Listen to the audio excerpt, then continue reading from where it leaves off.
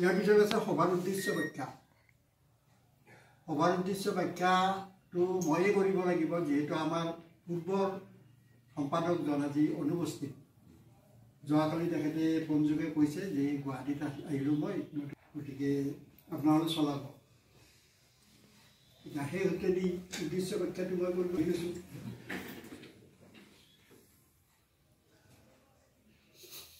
মোৰ শ্ৰদ্ধাৰ মহিলাসকল, আটাইকে মই বৰ আন্তৰিক ধন্যবাদ জ্ঞাপন কৰিছোঁ। আজিৰ এই সভা যোৱা 3 সমিতিৰ কাৰ্যালয়ত সাধাৰণ জ্যোতি বিকাশ পৰিচিত হৈ গৈছিল। এই সাধাৰণ সভাখনত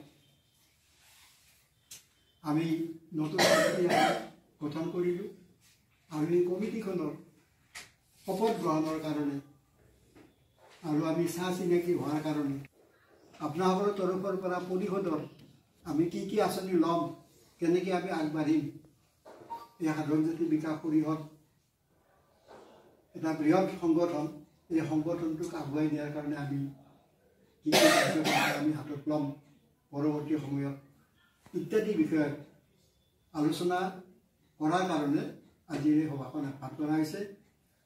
থুলমূলভাৱে সভাৰ এইখিনি উদ্দেশ্য। 21 জনীয়া সমিতি হয়, জিলা সমিতি। 2025 বৰ্ষৰ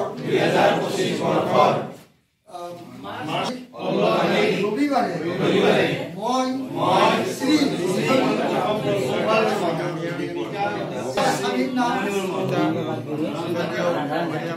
সাধাৰণ জাতি বিকাশ পৰিষদ নলবাৰী জিলাৰ যি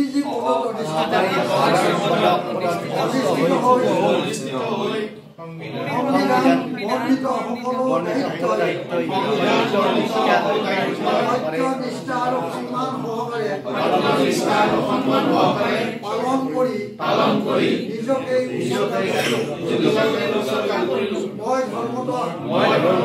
অংগীকাৰ কৰিছোঁ যে মোৰ জ্ঞান আৰু বুদ্ধিৰে যি কৰিম সেয়া উচিত হ'ব আৰু কেৱল উচিত হ'ব।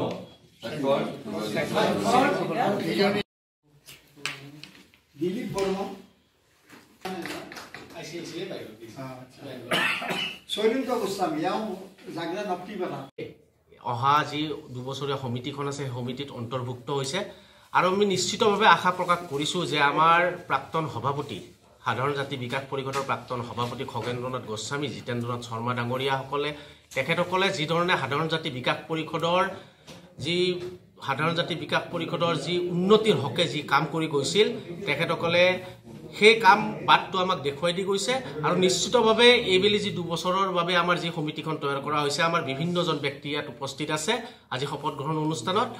আগন্তুক দিনত সাধাৰণ জাতি বিকাশ পৰিষদত তেখেতসকলৰ আশীৰ্বাদত, তেখেতসকলৰ মাৰ্গদৰ্শনত আমি নিশ্চিতভাৱে কেশৱ বৰ্মন ডাঙৰীয়া আৰু আমাৰ যি সমিতিখন আছে, সমিতিৰ নেতৃত্বত আমি সুন্দৰভাৱে সাধাৰণ জাতি বিকাশ পৰিষদৰ হৈ কাম কৰিব পাৰিম।